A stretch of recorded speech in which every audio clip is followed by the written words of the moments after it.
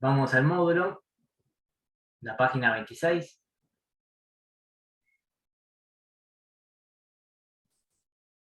Lo que figura en esta página, lo voy a agrandar para que se pueda ver mejor.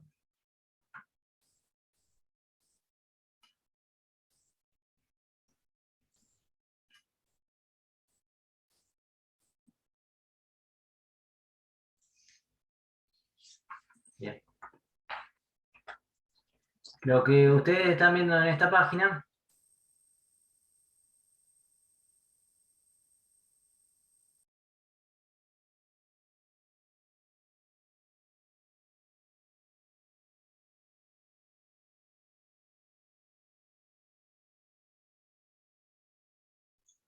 Está muteado.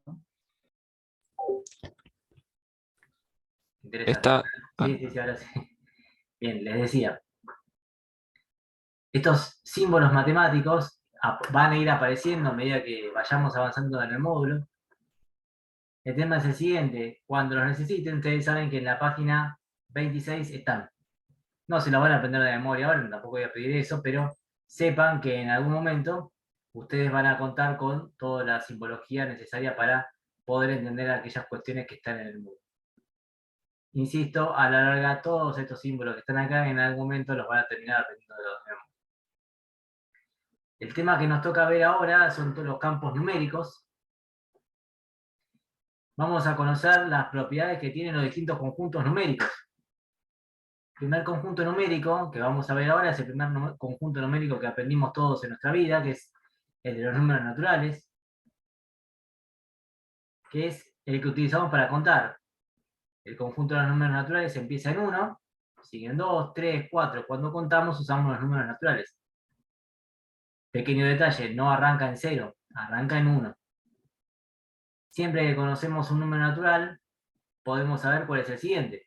¿Cómo hacemos para saber cuál es el siguiente número natural? Y al número que teníamos originalmente, le sumamos 1 y obtenemos el siguiente. Preguntan para ustedes, ¿cuál es el número natural más grande que conocen?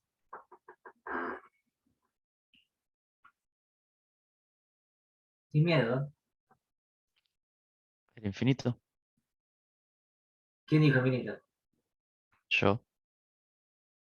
Bien, si yo te digo, si infinito es el número más grande, yo te podría decir infinito más 1 es más grande que infinito, ¿no? No existe eso. ¿Cómo que no? Si me dijiste que infinito era el más grande, yo te digo infinito más 1, tiene que ser más grande que infinito. En realidad infinito no es un número, creo. Entonces yo O pregunté sí. por el número más grande que conocen. ¿Alguno tiene la respuesta? ¿Nadie? ¿Nadie sabe cuál es el número más grande que hay? Bueno, a ver qué dice Google, Luciano. Y no existe. No existe número más grande. O sea, siempre va a haber uno más. Claro, pero Jorge dice trillones. Y yo te digo trillones más grande que trillones. ¿No? El tema es este. Y bueno, Luciano, pero vos decís el 1 con 100 ceros. Yo te digo el 1 con 101 ceros más, y es más grande que el 1 con 100 ceros, ¿no? Es incalculable. Tal cual, es incalculable. No se puede decir, se dice que no tiene límite o se dice que es infinito. Pero infinito no tienen que pensar como un número, sino como, uno ya lo habrá buscado rápido. Infinito no lo tienen que pensar como un número, lo tienen que pensar como un lugar donde no se llega.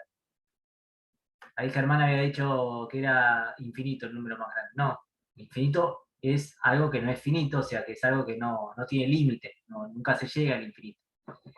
Por lo tanto, los números naturales tienen un primer número, que es el 1, pero no tienen último número. No, y jamás se les ocurra decir que es infinito. Infinito no es un número, porque si fuese un número, existiría el infinito más 1, que sería más grande que el infinito, y otro me diría el infinito más 2, y así no terminaríamos más. Eso con respecto a los números naturales.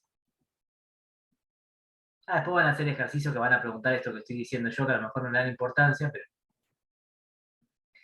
si yo tengo los números naturales, le 1, el 0, y además le 1, todos los naturales, pero con un signo menos adelante, formo el conjunto de los números enteros. El conjunto de los números enteros se lo simboliza con la letra Z. Importante a tener en cuenta que el conjunto de los números naturales está incluido dentro del conjunto de números enteros. El conjunto de los números enteros no tiene principio ni tiene fin. Ahora, yo pregunto, si el conjunto de los números naturales no tiene límite, no tiene fin, es infinito, y el conjunto de los números enteros también es infinito, ¿qué quiere decir? ¿Que hay un infinito más grande que otro?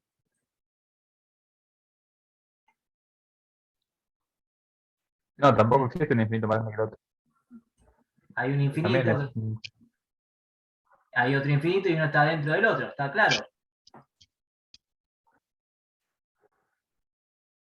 ¿Qué opinan Lo ustedes? que pasa es que el dígito positivo tiene un contrario que es el negativo. O sea, lo Claro. mismo. Pero los naturales, hay menos, ¿qué opinan? ¿Hay menos naturales que enteros? Claro, sí, Pero porque los dos son infinitos. sí, pero uno tiene un comienzo, el otro no. Está bien, Los números pero enteros no tienen ni comienzo. yo pregunté, los naturales, ¿cuántos son? Ustedes me dijeron, son infinitos. O sea, nos damos cuenta que son infinitos, no tienen fin. Los enteros tampoco. El tema será, ¿habrá más enteros que naturales? Qué buena Sí, por pregunta. el 0, por lo menos uno. Pero los dos son infinitos, ¿eh? Qué buena El pregunta. 0 no están los naturales y sí están los enteros, puede ser. Claro, sí, es verdad. Por lo menos por uno lo supera. Y pero yo te digo por uno y también por todos los naturales negativos. Yo tengo los naturales, el cero y todos los naturales negativos que son infinitos. Qué cosa. Bueno, no importa, los voy a dejar pensar. No les voy a decir, la respuesta es más compleja de lo que ustedes imaginan. En realidad son exactamente la misma cantidad. Aunque no lo crean, no hay ni uno de más. Pero bueno, eso es otra etapa de la matemática. Luego vienen los números racionales. Los números racionales son todos aquellos que se pueden expresar como razón. Y cuando hablamos de razón, hablamos de una división. Todo lo que sea una división se lo conoce como una razón. Todo aquel número que se pueda expresar como A sobre B, donde B es distinto de 0, se lo conoce como número racional.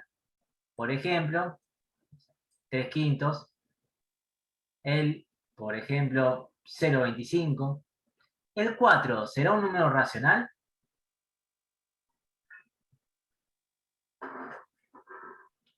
Ah, Sí, también, porque es Número 4 sobre natural, 1. no. Sí, claro, porque lo podría expresar, La uno verdad. no hace eso, pero uno podría decir que el 4 es 4 sobre 1, entonces sí, también es racional.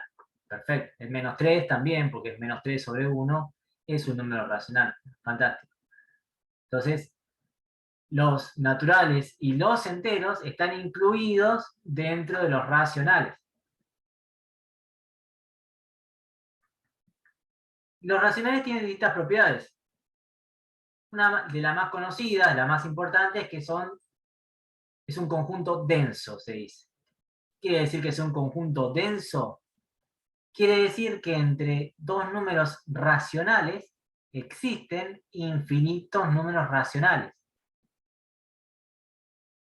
Repito, un conjunto se denomina denso porque entre dos números pertenecientes a ese conjunto existen en el medio entre ellos dos infinitos números racionales. Entonces, yo les pregunto, y les pido, el que ya lo sabe de antes, no lo diga, que me cuenten, que encuentren, que escriban, que me digan nada más, dos fracciones que estén entre un medio y un tercio. Dos números que estén entre un medio y un tercio. A ver. Pregunta de examen esta, ¿eh? Dos fracciones que estén entre un medio y un tercio.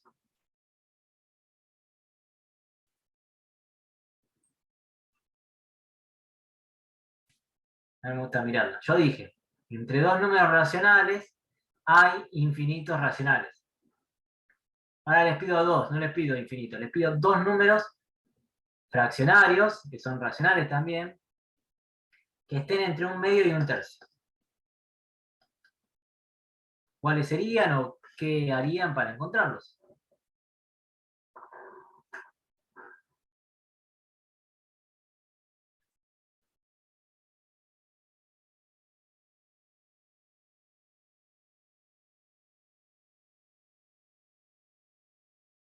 ¿Alguna idea? Se podría hacer 1 dividido 2 y ver No, el número. fracciones quiero. Ahí ya lo vas a pasar a decimal. Ah, sí o sí fracción. Dos fracciones. Dos nada más. Entre un medio y un tercio.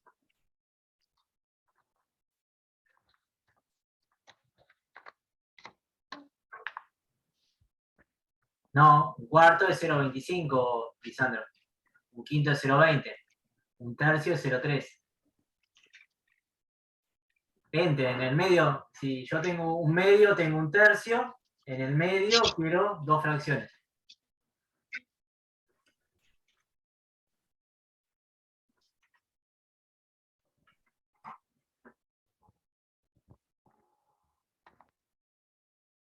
$10,25. A ver, no sé. A ver, me están dando varios ejemplos. Ya les digo. 4 novenos. No.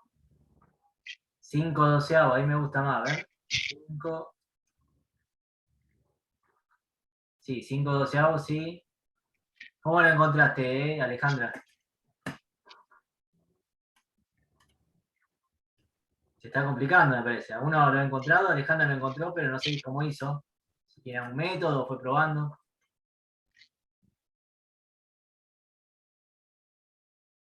Ah, no, bueno, pero yo... Es más, yo le dije que había infinitos.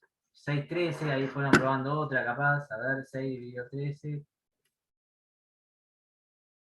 Bien, Jorge, pero bueno. 2 estoy pidiendo. Insisto, si no empiezo a pedir 4, por lo menos, porque dije que había infinito, no me pueden dar 2. Ahora voy a cambiar la pregunta. Está bien. Claro, bueno. No sería lo ideal, o sea. Imagínense que tratamos de pensar más. Voy a cambiar un poco la pregunta. Yo les dije que entre dos números racionales había infinitos números. Tendría que ser más fácil, si son infinitos.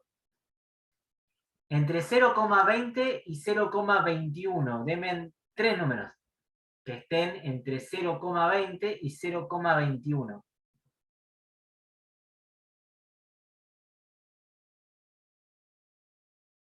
Tres números entre 0,20 y 0,21. Ahí está, bien César. ¿Otro? Bien. ¿Entiende lo que está haciendo? No, 0, sí, 0,20. No, Germán. 0,20. Sí, César, vas a llegar a 100 cómodo, pero bueno. Entre 0,20 y 0,21. A ver, ¿cómo explican? O César, no sé si querés explicar cómo hiciste.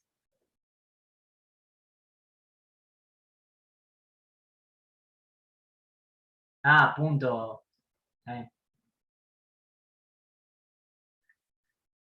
¿Cómo hiciste, César? ¿Vieron cómo lo que estaba escribiendo, no? Ah, bueno. Van a explicar ellos, a ver. Voy a compartir pantalla nuevamente. Hizo que dijimos que eran infinitos, ¿no? Digo, tengo el 0,20 y el 0,21. Yo puedo buscar otra expresión que sea equivalente, y acuérdense que esto de expresiones equivalentes lo venimos haciendo de lógica. Yo puedo agregar ceros a la derecha, en la parte decimal, y sigue siendo el mismo número, porque cuando tenemos números decimales, si nosotros le agregamos ceros a la derecha, el número sigue siendo el mismo. Entonces, ahora sería más fácil verlo, porque yo digo, bueno, números entre 0,200 y 0,210, y bueno, se les ocurren las que dijo César. 0,201, 0,202, 0, si le agrego un 0 más, el número sigue siendo el mismo. Entre 0,2000 y 0,2100, ahí es más fácil darse cuenta qué números son. O sea, básicamente lo que estoy haciendo es agregándole ceros de la parte decimal para encontrar expresiones que sean equivalentes, expresiones decimales equivalentes. Ahora, En la de fracción se les complica un poco más. Si yo digo 1/2 y 1/3. Una estrategia sería buscar una fracción equivalente a estas dos. O sea, fracciones equivalentes lo tienen que conocer. ¿Qué es una fracción equivalente? Es algo que se escribe distinto, pero que significa lo mismo. Y bueno, por ejemplo, puedo buscar una fracción equivalente multiplicando todo por 10.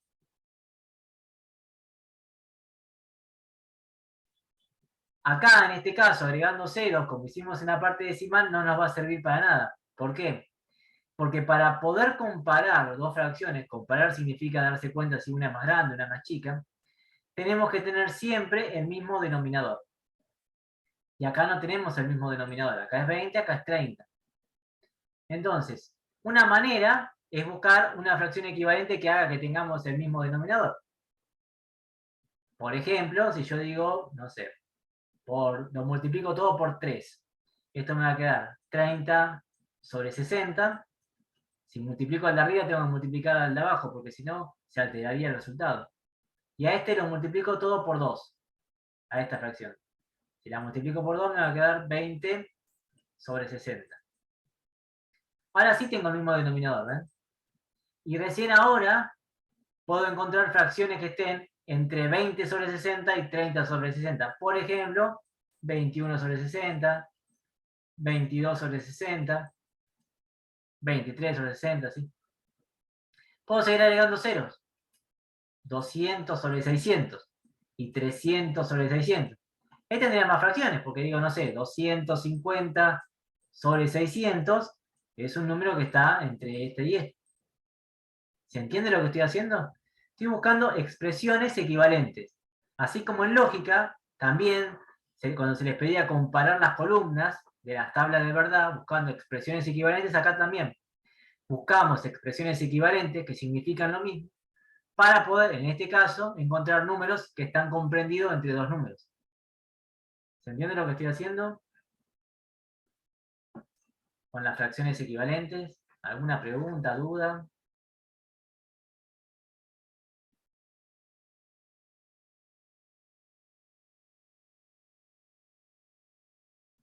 ¿No hay pregunta porque no se entiende? ¿O fue muy claro? Ahora sí podrían encontrar, a ver, si yo digo entre 1/4 y 1/5. Fracciones entre medio de ellas dos. ¿Cómo harían? ¿Alguno que sepa, que quiera decirlo?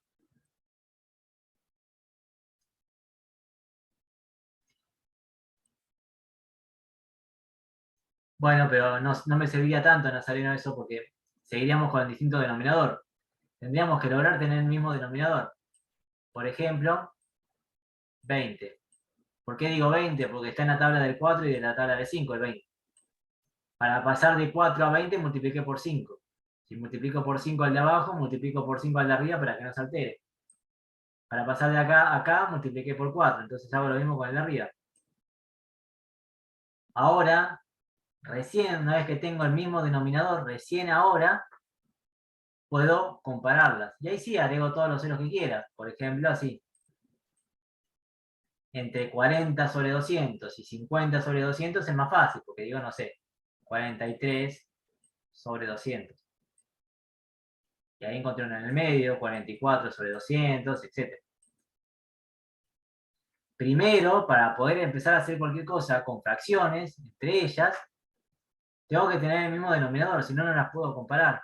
Ni sumar, ni restar. ¿Se entiende esto? Sí, sí. Sí, sí. Bien, bien. Bueno, después van a tener que hacer algunos ejercicios. Tranquilo. Bien, seguimos. Eso es lo que se conoce como una propiedad que tienen los números racionales, no la tienen los enteros, no la tienen los naturales. El próximo conjunto numérico que vamos a ver es el de los irracionales. El conjunto de números irracionales es todo aquel conjunto que tiene un número que no se puede expresar como fracción. Si el de los racionales es el que se podía expresar como razón, el de los irracionales es aquel que no se puede expresar como fracción. Por ejemplo, el más conocido de todos es el número pi.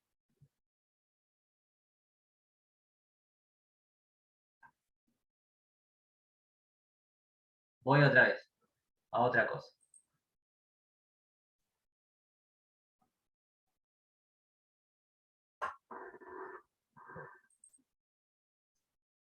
Espera.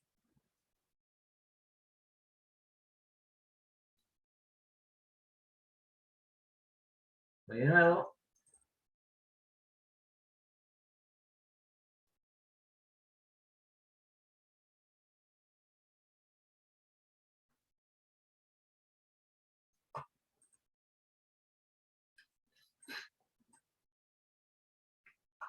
Vamos de nuevo con las preguntas del examen.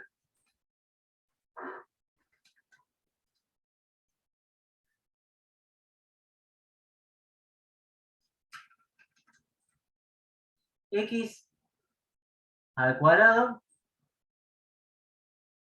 igual a 4. ¿Qué número elevado al cuadrado me da 4? 2. ¿Solo 2? O menos 2. O menos 2, bien, positivo y negativo. Muy bien. ¿Qué número elevado al cuadrado me da 5?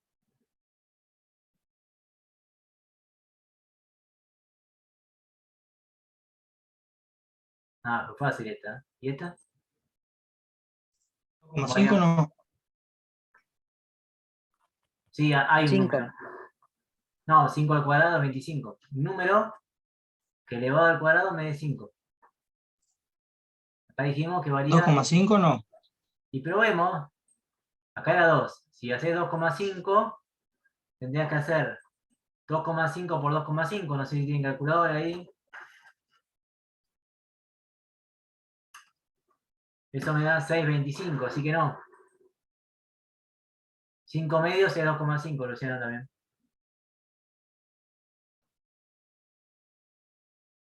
Fíjense una cosa. Ahí Agustín está diciendo 2,20. Usar la calculadora, 2,25. A ver, 2,25 por 2,25. Es 5,0625. O sea que no, me pasé. Más chico tiene que ser.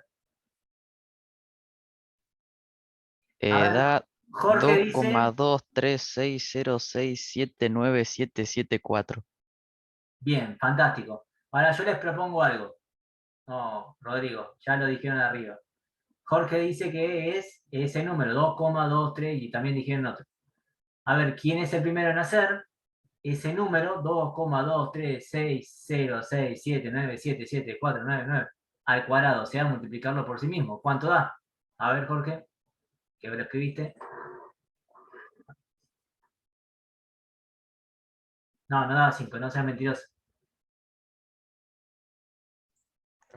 Porque hice la función al revés, para que lo copie. Ah, Yo hice la raíz de 5 y bueno, y al resultado lo elevé al cuadrado y me dio 5. No, Sí, no, por pero eso si yo lo hice lo seguís mismo. guardando como en esa parte, si la seguís guardando, por eso te va a dar 5, por la seguís guardando, pero en realidad la raíz cuadrada de 5 es un número irracional. Un número irracional tiene infinitas cifras decimales no periódicas. Entonces, vos no estás agarrando el número infinito, estás agarrando una porción de ese número. Me da 5, muchos ceros y un 1 al final. Claro, o sea, porque al que le da 5 es porque le está redondeando la calculadora. Entonces, por más que vos agarres un montón de cifras decimales, jamás te va a dar 5 porque son infinitas. Claro, no te va a dar nunca 5 exacto. Y acá nosotros nos vamos a tener que manejar con precisión, con exactitud. Por lo tanto, el único número que elevado al cuadrado, no, Emanuel, eso de tendencia, quizá vos en algún momento viste límite. Eso de tendencia tiene que ver con los límites. Y acá no estamos usando límites, estamos en álgebra. Límites para el cálculo. Ojo con eso, ¿eh? Nunca en toda la carrera vas a hablar de tendencia ni de límite, ¿eh? Ojo para el que ya estudió otra cosa y vio análisis matemático, vio límites, no tiene nada que ver con eso. El único número que elevado al cuadrado me da 5 con total exactitud y precisión es la raíz cuadrada de 5. Cuando la raíz cuadrada de un número, el resultado de la raíz cuadrada de un número no se puede expresar como fracción, deja de ser esto una operación y pasa a ser un número. y esto es muy importante que lo sepan bien. Repito, porque no lo tienen anotado, o creo que sí. Cuando la raíz cuadrada de un número, en este caso raíz cuadrada de 5, puede ser raíz cuadrada de 3, raíz cuadrada de 41, por ejemplo. Cuando la raíz cuadrada de un número no es un número racional, la expresión deja de ser una operación, ya no es más la operación de raíz cuadrada, y pasa a ser un número. Entonces, cuando yo les pregunto, ¿cuánto da? ¿Qué número elevado al cuadrado me da 5? La respuesta suya tendría que haber sido raíz cuadrada de 5. Pero dicen, ¿pero cuánto es la raíz cuadrada de 5? Raíz cuadrada de 5. No la podemos expresar. La forma más exacta y precisa de definirla es raíz cuadrada de 5. Puedo definirlo de una forma aproximada, como la que ustedes dijeron, 2,2, 3, etc. Eso para tener una aproximación de cuánto vale. Pero la forma más exacta y precisa, y ustedes van a tener que empezar a trabajar de manera exacta y precisa, es diciendo que vale raíz cuadrada de 5. Es como que yo les pregunte, ¿cuánto vale pi? El número pi. Vale, pi. Vale pi, muy bien. Nadie se animó a decir 3,14 y pico, ¿no? El número pi, a partir de ahora, si uno lo quiere mencionar de forma exacta y precisa, va a tener que decir que vale pi. ¿Me siguen? ¿Se entiende esto? Si yo les pregunto, ¿cuánto vale la raíz cuadrada de 16? 4. La raíz cuadrada de 16 sí vale 4, porque la raíz cuadrada de 16 se puede, en realidad, hacer, escribir como fracción. Pero cuando no lo puede escribir como fracción, como la raíz cuadrada de 3, muchas raíces cuadradas, cuando se les pregunte cuánto, no solamente con las raíces cuadradas también, puede pasar con una raíz cúbica. La raíz cúbica de 7 vale raíz cúbica de 7.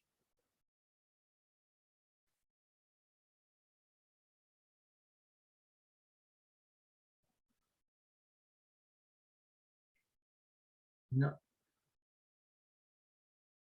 Decía, cuando las raíces cuadradas, las raíces en general, no se pueden escribir como fracción, dejan de ser una operación y pasan a ser un número.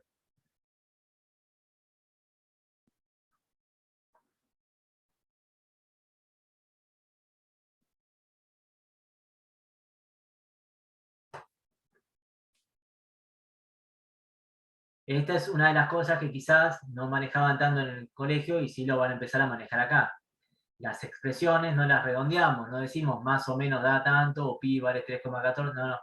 Acá usamos el número con total exactitud y precisión. Quizás este sea uno de los primeros choques que vamos a tener con estos contenidos. No los redondeamos, ni nos aproximamos, ni nada por el estilo. Lo decimos con total exactitud y precisión. Sigo.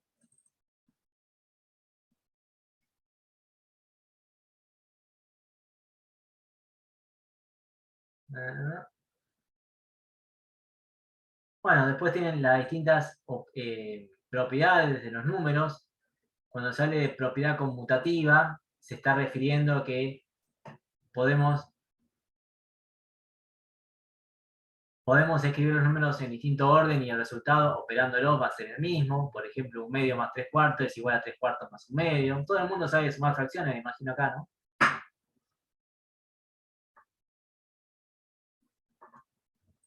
Estoy esperando ahí los comentarios que digan todos, sí, sí. Saben sumar fracciones y no es el momento ahora para decirlo, ¿no?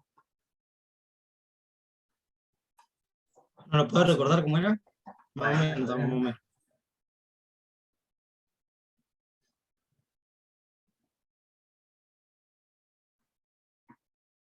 Cuando ustedes noten que hay algo de lo que estoy hablando y que no se acuerdan, no sé, me avisan. Fantástico.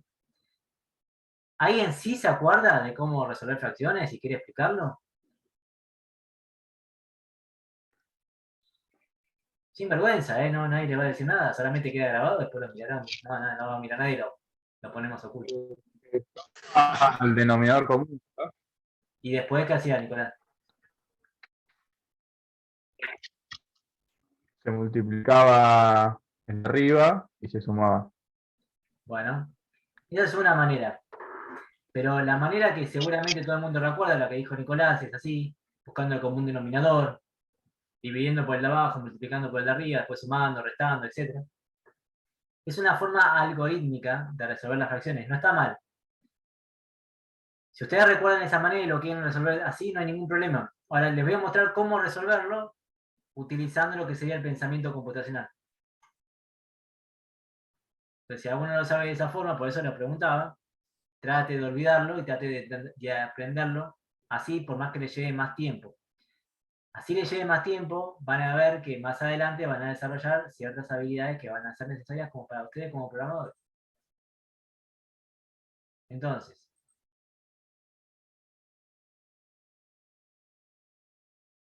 por ejemplo, 2/3 más 1/4.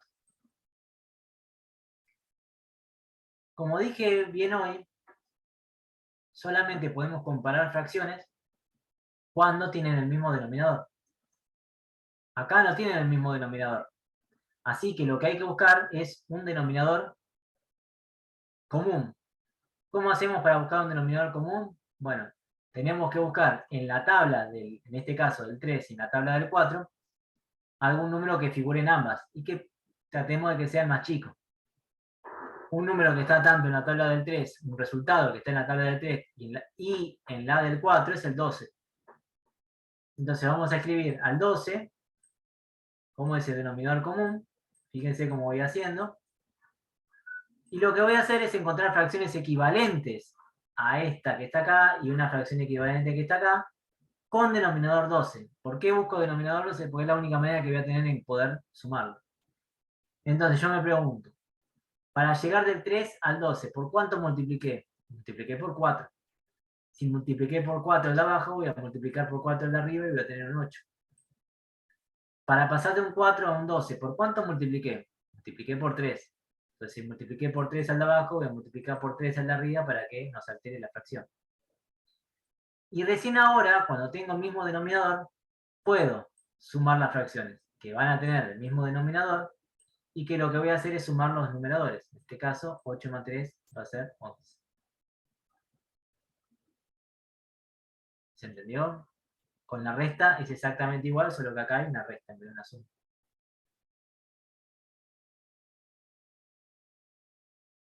O sea, lo que hice fue escribir al 2/3 como 8/12, o sea, con una fracción equivalente. Al 1/4 lo escribí como 3/12. Y recién una vez que los dos tienen el 12 como denominador, ahí puedo sumarlos.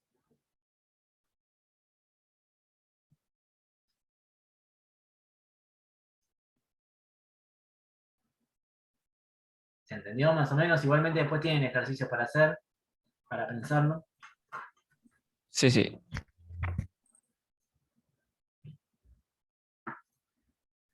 Quédense tranquilos, si no después lo volvemos a explicar, porque a lo mejor es mucho todo junto ahora, pero no se hagan problema. Bien. Bueno. Luego seguiremos con algunas propiedades más, pero las vamos a ver cuando veamos potencia. Y llegan nuevamente los ejercicios. Estos ejercicios tienen que justificar verdad, o si son verdaderos o falsos, a partir de las cosas que estuve comentándoles. En una cuestión... El inciso B dice, la suma en Z no es una operación cerrada. ¿Saben? ¿Se acuerdan lo que es una operación cerrada? Yo no. Bueno, no, porque no lo dije y no creo que lo hayan visto tampoco. Pero lo que es una operación cerrada lo voy a dejar para ustedes, para que lo googleen. Entonces, una vez que lo googleen, después me dicen qué es lo que encontraron, porque forma parte también de su forma de aprender, no solo matemáticas, sino el resto de las asignaturas, que aprendan a buscar las cosas y que sean criteriosos a la hora de encontrarlas. Entonces, cuando lleguen a ese momento de lo que es una operación cerrada, no, Francisco, búsquenlo y después lo charlamos. Una vez que encuentren. No, eso es intervalos abiertos o cerrados, Francisco. Es otra cosa. Operación cerrada. Busquen eso. Una operación cerrada. La suma es una operación cerrada. Y después lo charlamos. Una pregunta. Sí. A donde dice todo número natural tiene un antecesor, era lo que hablábamos hoy, que por ejemplo, un número, por ejemplo, el 5 tiene el -5, que era como lo contrario. No, algo así era, antecesor, habían no, dicho. no, eso sería lo opuesto, el antecesor es el uno antes. Ah, está bien. Ahora sí. Bien, Nazareno, ¿y qué entendiste de eso? Bueno, después, fíjate, charlarlo así no lo decimos. Pero ¿qué entendiste de eso? Esa es la ¿Puede de... ser que una operación cerrada sea que pertenece al mismo conjunto? Sí, El resultado sí, pertenece al mismo conjunto. sí, bueno. En general, pero hay que ver qué se entiende de todo eso, ¿no? En general, cuando en matemática tengo que probar que algo es falso, me alcanza. Claro, muy bien, ahí encontraste hasta un ejemplo y todo. Muy bien, Jorge. Cuando yo tengo que demostrar algo en matemática, me alcanza para demostrar que es falso con un ejemplo. Si yo quiero decir que, por ejemplo, el A es falso, bueno, encuentren un ejemplo, uno solo. Con encontrar, voy a hacerlo yo, más fácil. Dice, todo número natural tiene antecesor. ¿Qué opinan? ¿Verdadero o falso? Verdadero. Falso. El que dice Falso. verdadero zafa un El poco más. 1, El que dice falso me tiene que encontrar un ejemplo. falso, el 1 no tiene antecesor. Claro, el falso, el 1 no tiene. Ahí está, con un solo ejemplo alcanza. Si es verdadero es como que la pueden pilotear un poco más, porque bueno, habría que demostrarlo con operaciones matemáticas y propiedades. Cuando es falso, se la juegan y tienen que encontrar el ejemplo. El ejemplo. No me tienen que poner 3, 4. Con uno solo alcanza. Bueno, así es como van a tener que continuar haciendo estos ejercicios.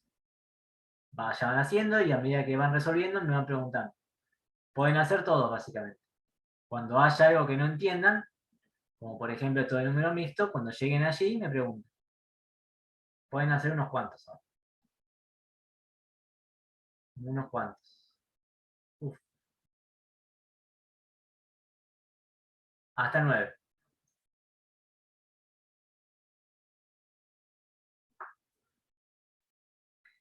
Lo próximo que veremos será la parte de potenciación.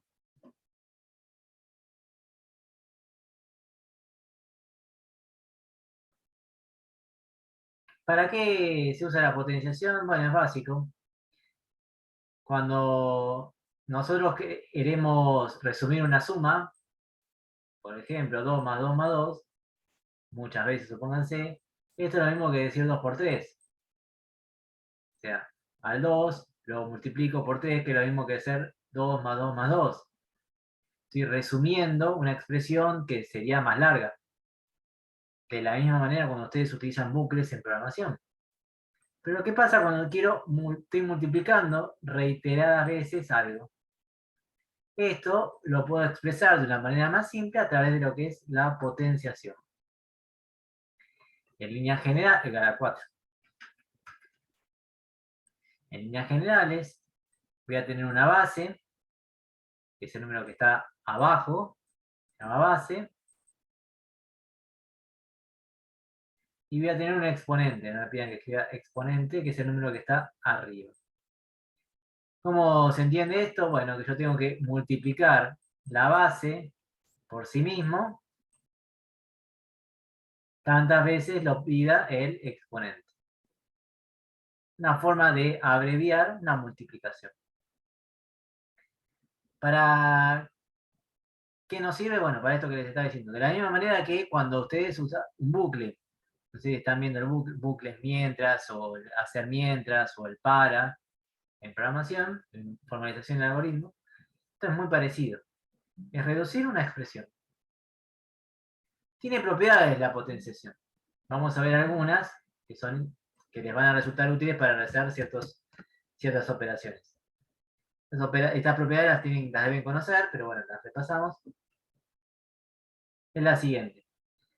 Cuando yo tengo, la primera propiedad que vamos a ver es la siguiente.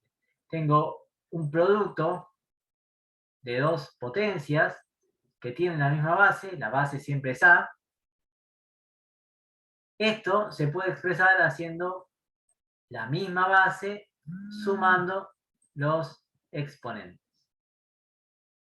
Hay otra propiedad que dice que cuando tengo una potencia que se están dividiendo, dos potencias que se están dividiendo, esto, siempre cuando tenga la misma base, ¿verdad? Esto lo puedo expresar haciendo una resta de los exponentes. Estas son todas propiedades que tendrían que resultar de familiares. Espero que así sea. Por eso lo estoy explicando rápido. Si no me avisan, si tienen alguna duda, quieren ver algún ejemplo.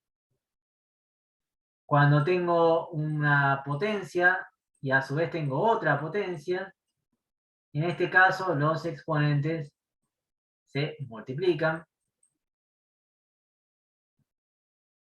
Cuando tengo una potencia que es negativa, a la menos b, lo que se hace es escribir el inverso del número, el inverso de la base, en este caso sería 1 sobre a, porque acuérdense que todo número entero también podemos pensarlo como que está dividido por 1, elevado a la potencia b, pero en este caso positivo. Esta quizás sea una propiedad no tan conocida, menos conocida quizás sea esta propiedad cuando tengo una potencia y el exponente es un número racional, o sea, es una fracción, b sobre c. Esto se expresa haciendo la misma base, la raíz con el índice igual al denominador, y la potencia del número igual al numerador de la fracción. Por ejemplo, si tengo 4 elevado a la 3/5, esto va a quedar expresado como la raíz quinta de 4 elevado al cubo.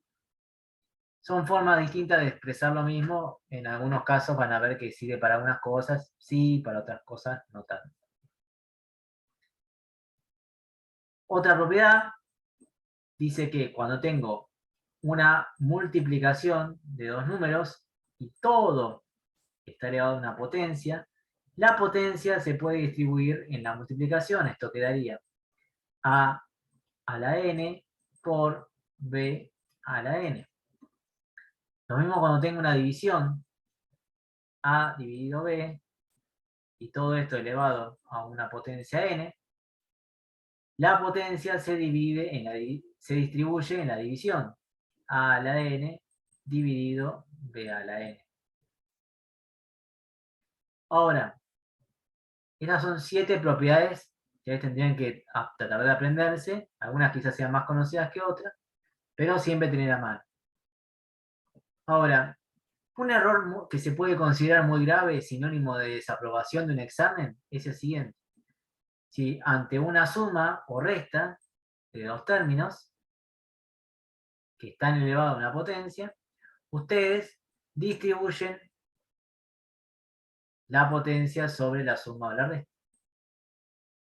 Esto no es válido. En la suma o en la resta no se distribuye la potencia, sí en la multiplicación y la división.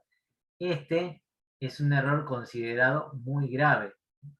Márquenlo, anótenlo, nunca hacer esto.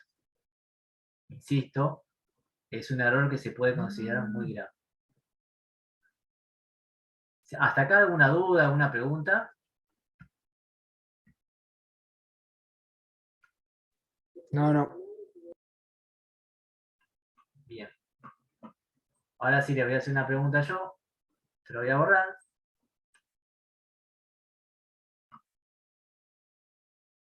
¿Cuánto es esto? 7 elevado a la 0. 1, 1. ¿Por qué? porque es una propiedad. ¿Qué dice la propiedad? Todo Que número cualquier elevado a número la elevado a 0 la da 1. 0 es 1. ¿Cómo dice otra vez? Que todo número Cualquier elevado a la base. Eh, que todo número elevado a la 0 da 1.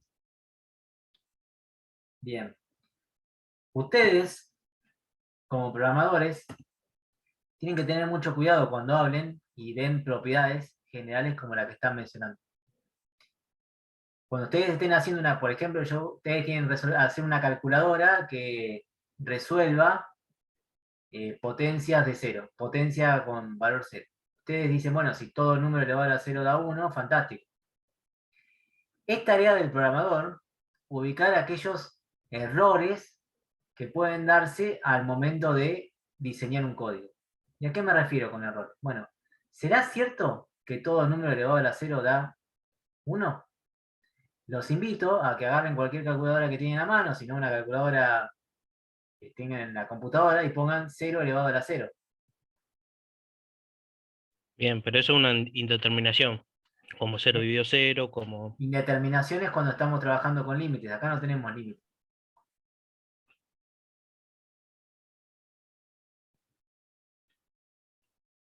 Entiendo lo que vas, ¿eh? Se tendría que salvar la indeterminación, pero acá no es una indeterminación porque no tenemos límites. Me da indefinido a mí. Indefinido, que no es lo mismo que indeterminado. Indeterminado tendríamos que salvar la indeterminación. Error, dice Luciano. Bueno, entonces, ¿será cierto que todo número elevado a la 0 da 1? porque era todo número natural. No, por uno Todo negativo. número negativo también te da, ¿no?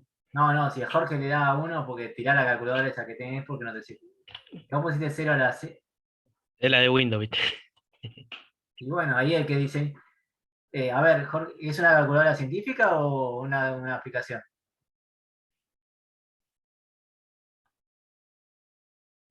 Tirala, pues no sirve. No, pues si es una aplicación... No, es la que viene en el Windows, se le puse científica. Y arriba me figura el 0 y el simbolito es elevado a la 0 y me da Bueno, 1 como fíjate si te podés resultado. comunicar con el desarrollador de la Es aplicación todo y de es Windows. un error matemático. Ay, Dios. Mirá, yo lo he hecho, ¿no? Alguna vez me he Es quejado con los desarrolladores. Mirá, encontré un error. Se actualizará y... ¿Cómo te puedo? una empresa muy chica. ¿Muy qué? Una empresa muy chica, Windows, ¿viste? Claro, ¿no? Ahí voy a mandar el comentario. Andá en el comentario. Mirá, puse esto y me está dando... No, no es. ¿Y por qué será esto? A ver. Vamos a pensar. Es una propiedad, me dijeron varios. Esto da 1. Bien. Vamos a ver por qué es que sale... Bueno, si yo fuese el desarrollador que hizo la aplicación y digo, pero bueno, a ver, vos cómo sabés tanto. Explícame. ¿Cómo le tendrías que explicar que todo número distinto de 0, elevado a la 0, da 1? ¿Y por qué no? Pensemos, ¿cuánto es 2 multiplicado por un medio? 2 veces un medio, 2 veces un medio kilo de pan. 1. ¿Están todos de acuerdo, no? ¿Y 3 por un tercio? 1. ¿Y cuánto será 4 por un cuarto? 1. Es 1. ¿Y x por 1 sobre x? Debería ser 1. X. No, porque fíjense, presten atención, ¿eh? X por una es x, x por una también es x dividido x es 1. Debería ser 1. Debería ser 1 como todo esto que está acá. Acá en vez de poner 2 y 2, pongo x y x, da 1 siempre, me dijeron. ¿Sí? Pero vamos a reescribir. Vieron que siempre insisto mucho que las cosas se pueden escribir de distintas maneras. Si esto lo pienso como potencia, esta x está elevado a la 1. Cuando no tiene nada decimos que está elevado a la 1. ¿Y a cuánto podría llegar a estar elevado esto que está acá? Menos 1. Bien, porque una de las propiedades de potencia que vimos es que cuando teníamos una potencia negativa, la podíamos expresar como el inverso del número. Y según la propiedad de potencia que decía que cuando tenía un producto de potencia de igual base, ¿qué pasaba con los exponentes? Se suman. Entonces vamos a sumar 1 más menos 1. ¿Esto cuánto es? 0. X a la 0. 0. ¿Y esto cuánto daba? 1. Pero ¿qué pasa? Cuando tengo una fracción, tengo un denominador, ¿qué pasa con el denominador? Esto tiene que ser distinto de 0, sí o sí. Porque si es igual a 0, me quedaría 1 dividido 0, que ahí está el error en realidad. Por eso se llega a que todo número x distinto de 0 elevado a la 0 da 1. Viene de acá. El error se arrastra acá. Entonces, cuando uno le quiera mandar un comentario al desarrollador de la calculadora de Windows, decirle, mira, pasa esto. Y le mostraría esto. Acá está el error. 1 dividido 0 no existe. Es error. un syntax error. Bien. Entonces, cuando seguimos avanzando, nos damos cuenta que sí, que todo x de 0 elevado a la 0 va a dar 1. ¿Por qué insisto con esto? Porque pasa muy seguido y ustedes como programadores van a tener que buscar este tipo de errores en los códigos. Ustedes me dicen, pero bueno, de los infinitos números que podemos elevar a la 0, justo uno solo es el que me trae complicación. Bueno, justo en ese uno solo es donde tenés que estar atento y decir, bueno, si el número elegido es distinto de 0, entonces puedo hacer que x elevado a la 0 de 1. Si no, no. Si no, tengo que marcar el cartelito syntax error o indeterminado, como les haya salido a ustedes.